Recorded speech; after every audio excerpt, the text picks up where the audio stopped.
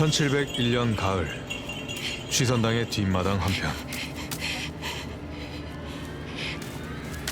기묘한 움직임이 포착됩니다.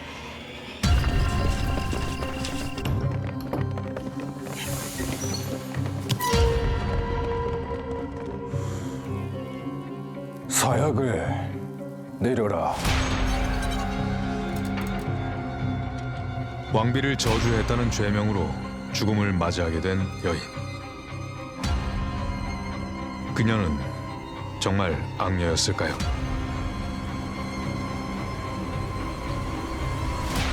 이 비극에 담긴 진실을 따라가 봅니다.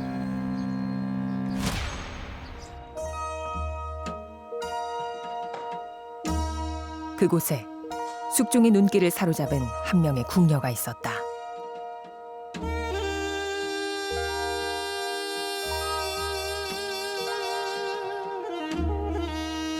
잦은 발길의 이유, 아마도 저 여인인 듯합니다.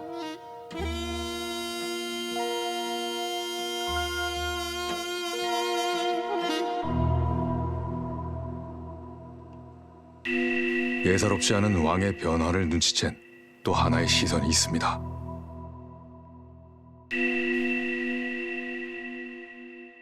효종 이후로 효종, 현종, 숙종이 다 외아들입니다. 근데 명성황후가 어렵게 아들을 낳았고 그 아들이 이제 왕위를 잘 계승을 해 가야 되는데 하필 그 궁녀인데 좀 보니까는 그 궁녀인데 쟤한테 빠진 것 같은 거예요. 그러니까 명성황후가 이걸 용납을 하지 못하는 거죠.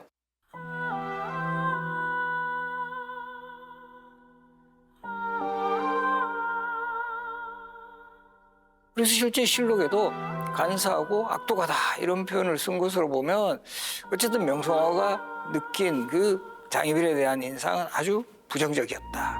왕의 의지와는 무관하게 명성황후와 대신들의 뜻에 따라 왕비가 간택됐다.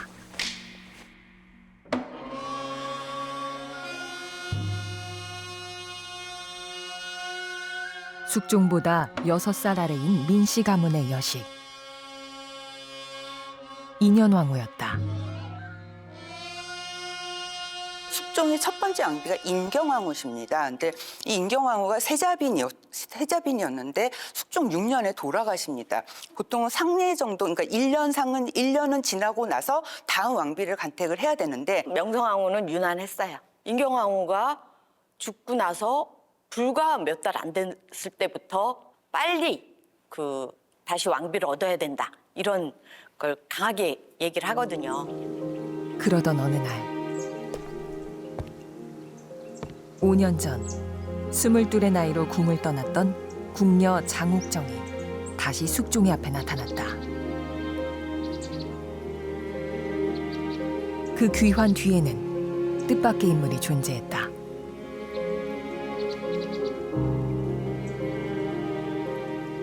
그가 가장 결정적인 것은 그 쫓아냈던 장본인인 명성황후가 이제 승하를 했고, 그러다 보니 숙종은 여전히 장희빈을 좋아하고 있었고, 그거를 또 옆에서 눈치챈 인물이 바로 인현왕후입니다. 결과적으로 보면 자신의 강력한 라이벌이 되는 인물을 그래도 그 남편이 너무 좋아하니까 불러드립시다.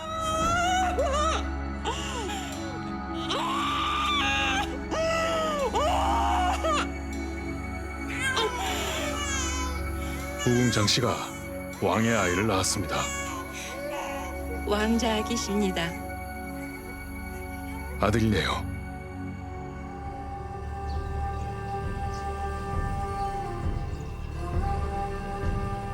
무사순산을 바라는 염원과 긴장감 속에서 아이의 첫 울음이 울려 퍼진 순간 조정은 새로운 국면으로 향하고 있었다.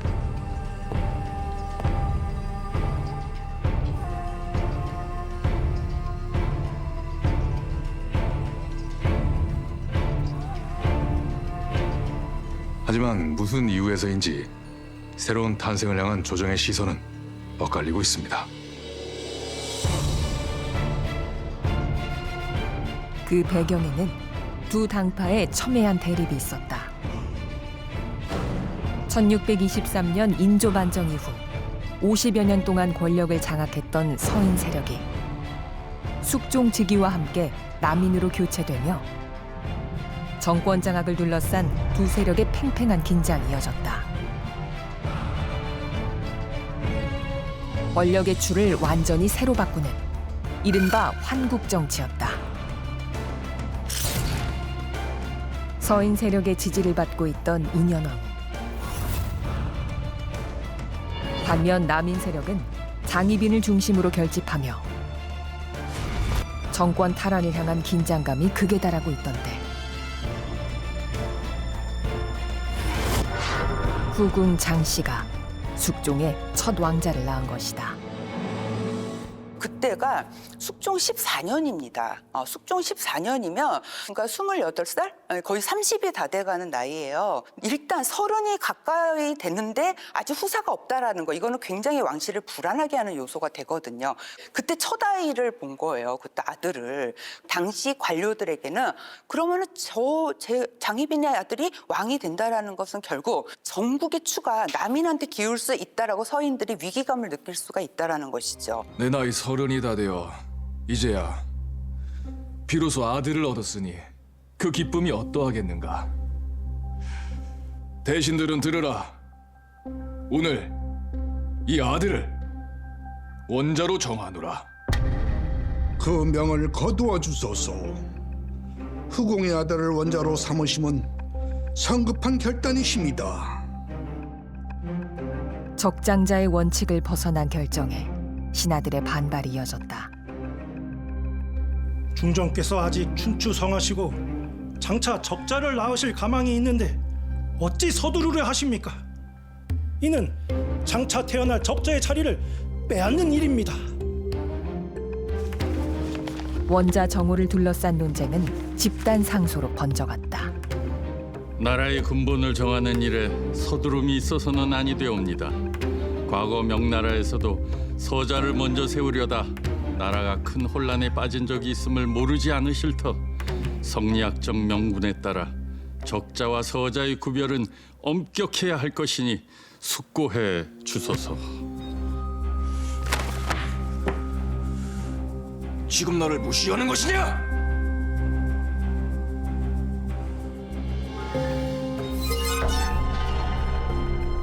숙종은 대신들의 반발을 좌시하지 않았다. 원자 정호에 반대한 이들을 조정에서 몰아낸 것이다. 그 중심에는 송시열이 있었다. 조선왕조실록에 가장 많이 등장하는 사람이 송시열이라고 이야기를 합니다. 조선왕조실록에 3000번이 등장한다고 하는데 송시열을 한마디로 얘기하자면 이 조선 후기 200년을 이끌어간 이데올로기를 제시했던 그런 사상가라고 얘기할 수 있겠습니다. 그러나 숙종은 선대왕을 보필했던 송시열을 삭탈관직한 데 이어 끝내 사약까지 내린다. 그 당시 송시열의 나이가 83세예요. 자신의 증조부인 인조 때부터 시작해 할아버지인 효종, 아버지 현종, 최고의 권력을 휘두른 그런 정계의 원로인 그런 인물에게 사약을 내렸다는 것은 왕권에 도전을 한다면 나는 이것을 용납하지 않겠다. 바로 그런 어떤 상징으로 그 당시에 그 고령인 83세의 송시열에게 사약을 내린. 그러니까 이 숙종도 상당히 강단이 있는 그런 왕이었음을 우리가 확인할 수 있습니다. 자신의 뜻에 반한다면 언제든 정국을 바꿀 수 있음을 분명히 했던 숙종. 이 일로 서인 관료들이 대거 파직됐고 국문 중 사망하는 이도 있었다. 후궁 장씨의 아들로부터 시작된 소용돌이. 이로써 1689년 정권의 추가 서인에서 남인으로 완전히 기운다. 그녀의 세상에 조금씩 균열이 생기고 있었다.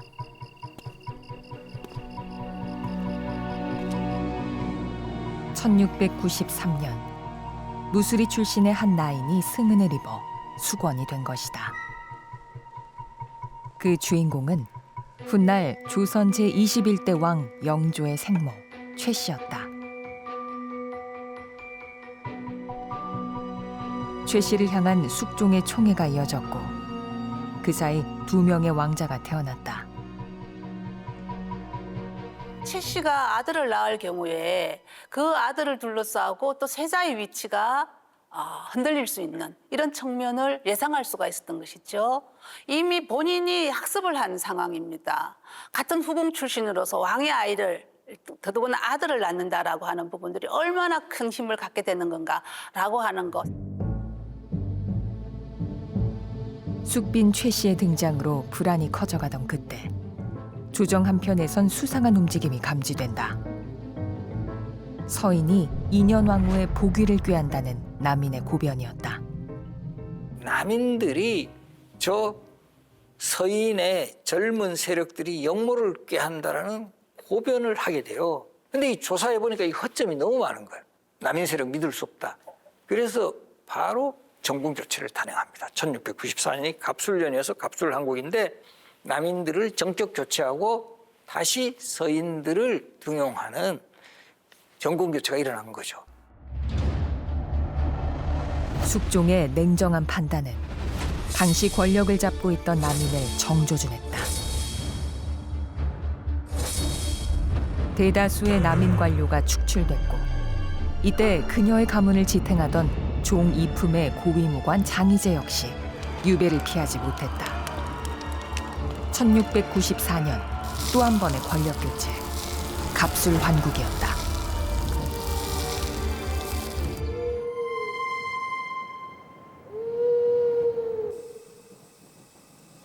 인현왕후가 중전으로 복위한 지 7년.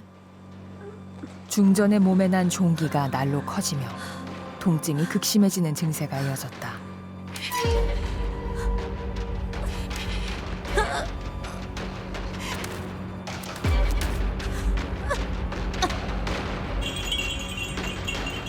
치료에도 불구하고 깊어지는 인현왕후의 병마에 궁궐 안에는 확인되지 않은 괴소문이 퍼져갔다.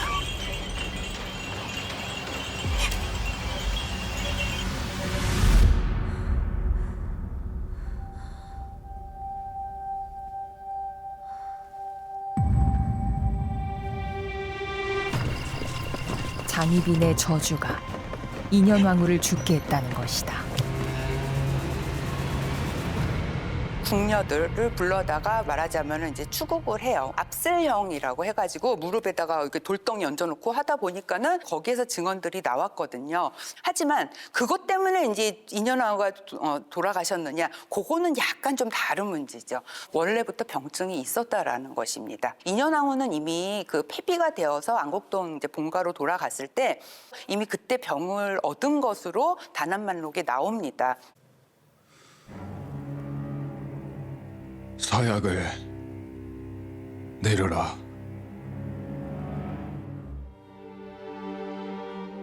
인현왕후가 승하한 지 2달이 채 지나지 않은 때에 사약을 받은 장희빈. 14살의 세자를 남겨둔 채 생을 마감해야 했다. 1701년 10월, 이것이 우리가 아는 그녀의 마지막 모습입니다.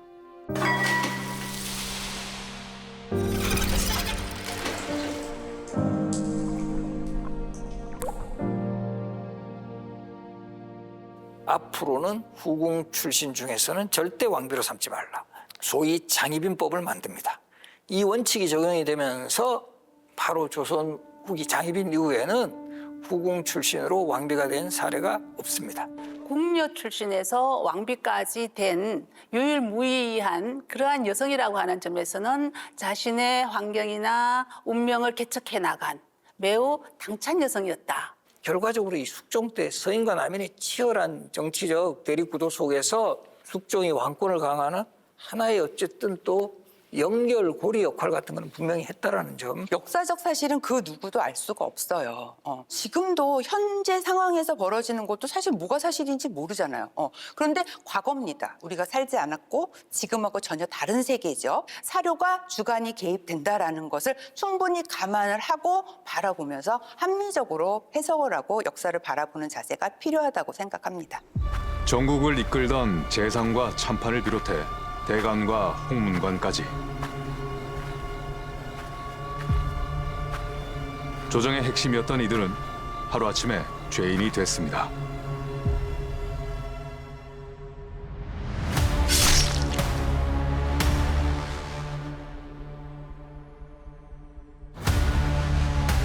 이 핏빛 소용돌이의 중심엔 한 여인이 있습니다.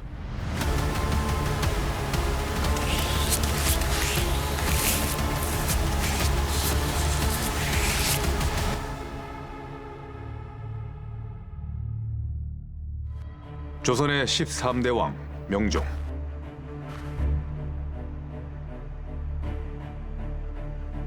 그의 나이는 겨우 12살에 불과했습니다.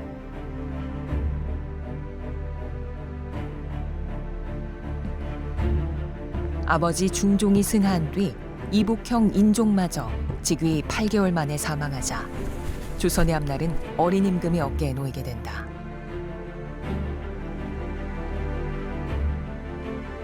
조선에는 이러한 때를 대비한 특별한 제도가 있었다. 나이 어린 왕이 왕위에 오르면 성년이 될 때까지 왕의 할머니나 어머니가 국정 운영을 도왔던 것이다. 명종의 뒤에는 어머니 문정왕후가 있었다.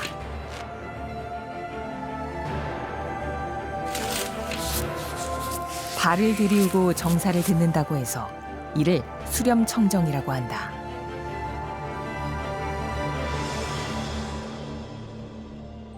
조선 시대의 최초의 그 수렴 정정의 형태는 이 성종이 13살의 나이로 왕위에 올랐을 때 바로 왕실의 최고어른, 그 당시에는 이제 할머니죠. 정의왕후가 수렴 정정을 하게 되는데 이때는 여러 자료를 보면 발을 들이우고 하지는 않았다.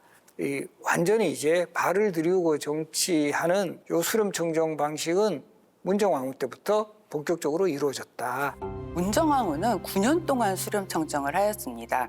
그러니까 이것은 조선에서 6명의 대비께서 모두 7번의 수렴 청정을 했거든요. 근데 문정왕후의 수렴 청정이 기간으로 보면 가장 긴 기간 동안 수렴 청정을 한 것입니다.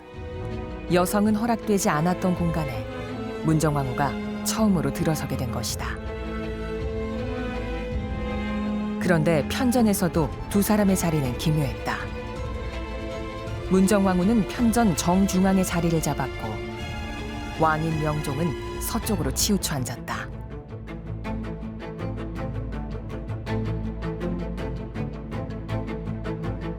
문정왕후가 정치의 중심이라고 하는 것, 이것이 자리 배치에서도 드러난다라고 볼 수가 있는 것입니다.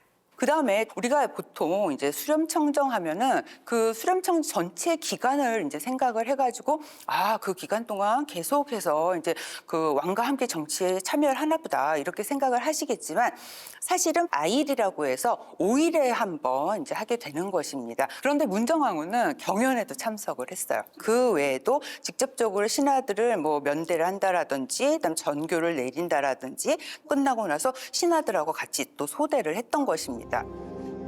뿌리 깊은 갈등은 중종 말기부터 시작됐다. 당시 조정의 권력은 훗날 인종이 된 왕세자와 명종이 된 경원대군을 두고 둘로 극명하게 나뉘었다.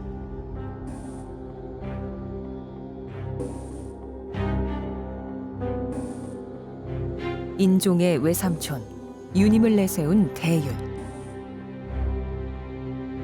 명종의 외삼촌인 윤원영의 소윤이다. 공교롭게도 이들이 다 성씨가 파평윤 씨예요. 같은 파평윤 씨 간의 대결이라 해서 요 인종을 지지하는 요 세력들을 대윤, 그리고 저 명종, 그리고 그 윤원영 요 지지 세력을 소윤이라고 부르는 거죠.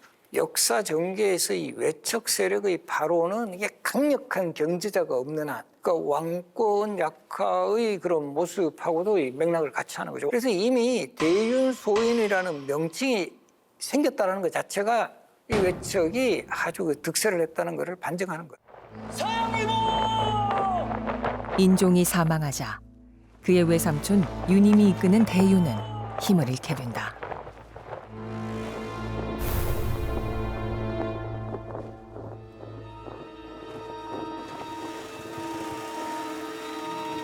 명종이 왕위에 오르면서 권력의 중심은 소윤에게로 기울었다. 이들은 지체하지 않았다. 문정왕후는 자신의 측근인 윤원영에게 밀지를 내렸다.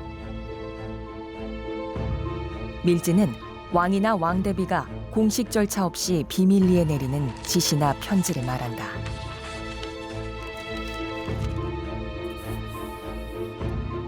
유님의 간특하고 흉악함은 중종주부터 이미 드러나 그 간사함이 더욱 참혹함을 알 수 있다.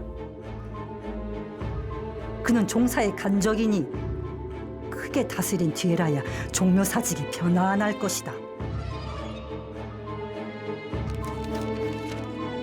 문정왕후는 대윤의 수장인 유님이 어린 명종을 몰아내고 다른 왕족을 왕위에 앉히려 했다고 내세웠다.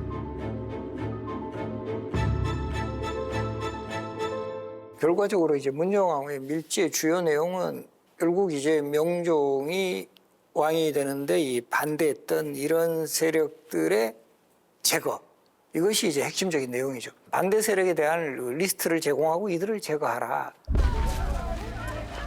은밀하게 전달된 비밀 명령은 반대 세력들을 단숨에 역적으로 몰아넣었다. 유님은 유배를 가던 중 사약을 받아 숨졌고 그의 가족은 노비가 되었다.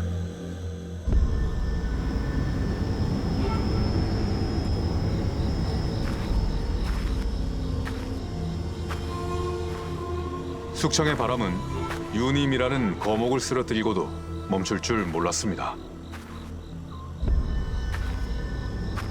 외척의 전횡을 비판하던 선비들, 다시 말해 살인파까지 대윤의 잔당이라는 이름 아래 쓰러졌습니다.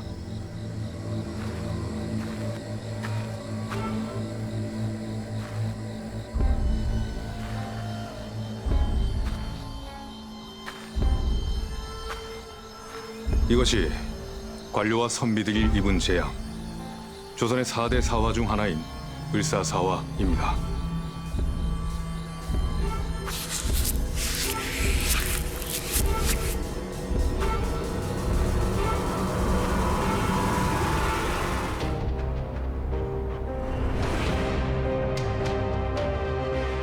명종 즉위 3년, 양재역 담벼락에 내걸린 익명의 대자보가 조정을 또 한 번 발칵 뒤집어 놓는다.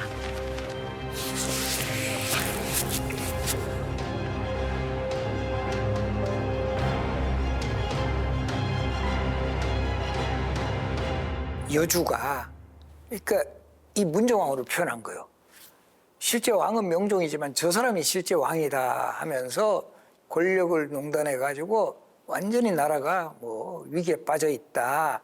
그런데 이제 이런 게 붙으면은 사실은 누구야? 누가 그랬냐? 빨리 이 범인을 잡아라. 이렇게 되는 게 정상적인 경로잖아요. 근데 이때 이제 그동안에 좀 협조적이지 않았던 그리고 공론을 폈던 그런 살인들 다 엮어가지고 다 이제 제거를 했습니다. 이것만 보더라도 이 양재역 벽서 사건은 조작된 것이다라고 하는 소문이 당대에도 돌았던 것입니다. 벽서 한 장이 불러온 파장은 실로 엄청났다. 을사사화 때 살아남았던 반대 세력을 모조리 숙청하면서 문정왕후는 자신의 권력에 도전한 대가가 얼마나 처참한지를 세상에 똑똑히 보여주었다.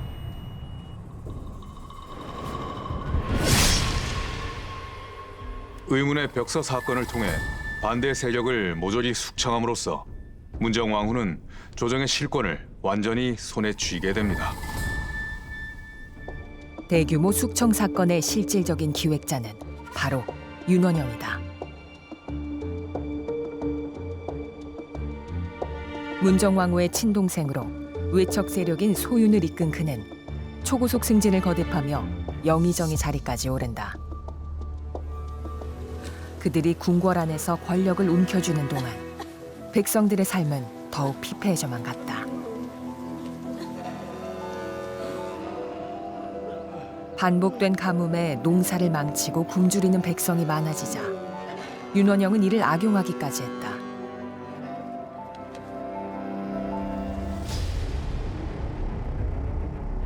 당장의 생계를 위해 내놓은 논밭을 헐값에 사들이거나 재산을 빼앗아 부를 쌓은 것이다.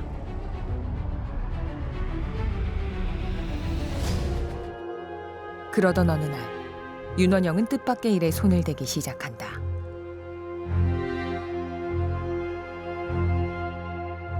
(1548년에) 발행된 속 무정보감. 중종 때부터 명종 초기까지 나라 안팎에 닥쳤던 위기를 기록한 역사서다.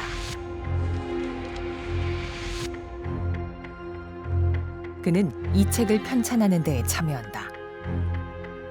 이 원래 무정보감은 조선이 건국한 태조 때부터 발생했던 역모 사건들, 역모 사건의 전말을 기록한 책입니다. 명종 3년에는 윤원영이 주도를 해서 속 무정보감을 이제 편찬하게 됩니다. 을사사화에 일어났었던 일들을 무정보감을 통해서 그러니까 증보를 하겠다라는 것이에요. 근데 문제는 뭐냐면 이것을 이제 편찬하는 과정에서 이 윤원영이 이제 사초를 갖다가 이제 보겠다라고 했던 것이에요.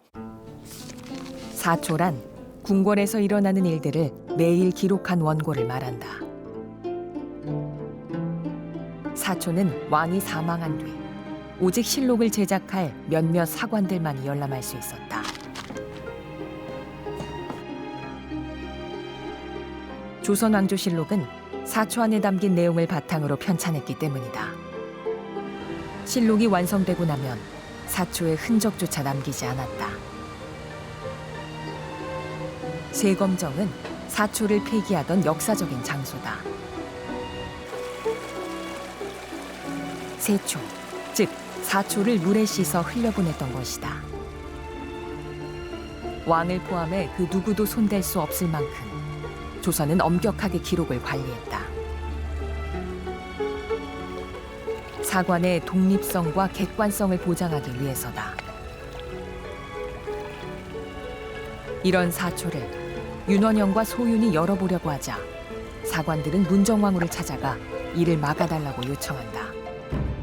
사관들의 간곡한 요청에도 문정왕후는 결국 사초 열람을 허락합니다.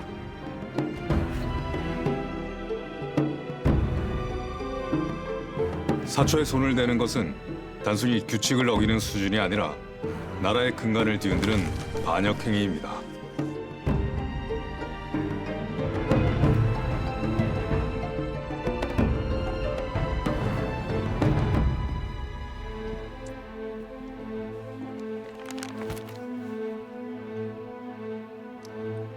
이들이 열어본 사초는 을사사화에 대한 내용입니다.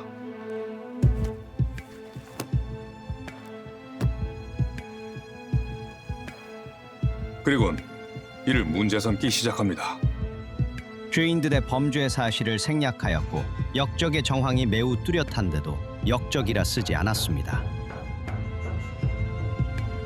윤임과 대윤을 역적이라 쓰지 않았다는 이유로 담당 사관은 결국 차명을 당한다.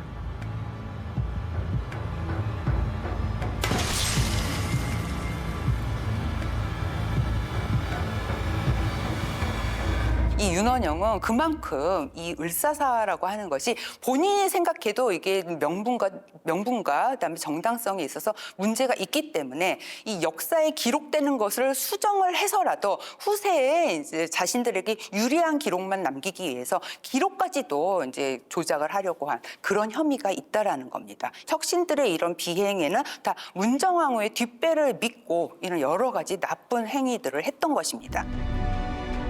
천하를 자신의 발 아래 두었던 문정왕후도 세월의 벽은 넘지 못했습니다.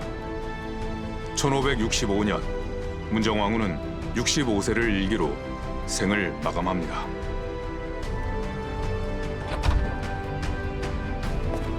아들을 대신해 권력을 잡은 문정왕후는 국가 기구와 역사의 권위를 위태롭게 하고 나라의 기틀을 무력화했습니다.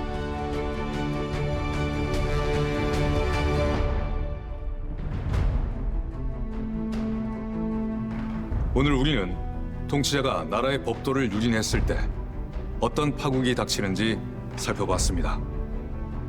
권력을 향한 집착이 공공의 선을 넘어설 때 국가는 과연 누구를 위해 존재하는가? 500년 전 문정왕후의 수염청정은 오늘 우리에게 이 질문을 남기고 있습니다.